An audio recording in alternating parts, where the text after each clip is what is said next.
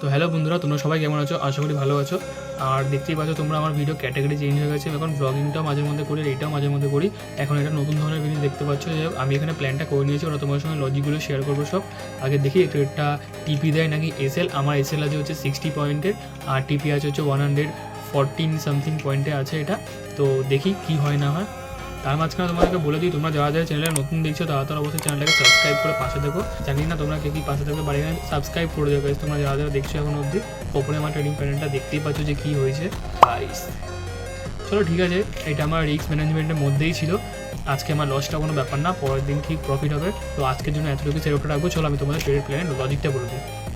প্রথমে এখানে ক্যান্ডেলে buying side দিয়েছিল, বাইং সাইডটা দেখে এখানে সেলিং আসতো। মার্কেট এখানে তার 50% দিয়ে একটা এলিপ্স তৈরি করলো। এলিপ্স তৈরি করার পর মার্কেট সিরিজে 3টে ক্যান্ডেলে ডাউন সাইড দিয়েছিল। আমি ডাউন সাইডে একটা প্ল্যান করে এখানে কনসোলিডেট করে দিয়ে একটা এলিপ্স করে দিয়েছিল। দেন এখান থেকে মার্কেট লোয়ার হাই ভেঙে দিয়ে একটা ওপরে হাই করে দিয়েছে। দেন ওটাকে একটা আবার নিচে ভাঙার জন্য নিচেও একটা করেছে। দেন ওটাকে আবার হায়ার হাই করবে, আর হায়ার হাই করার পর এখানে একটা কার্ভ পোর্শন বানিয়ে নিল। দেন এই হচ্ছে কার্ভ করতে করতে মার্কেট কার্ভটাকে রেসপেক্ট করতে করতে আরও আপ সাইডে যাবে। তো এই হচ্ছে আমাদের স্ট্র্যাটেজি। তোমরা যাদের ভালো তাদের অবশ্যই সাবস্ক্রাইব করে পাশে থাকো। দেখা হচ্ছে পরবর্তী ভিডিওতে। বাই।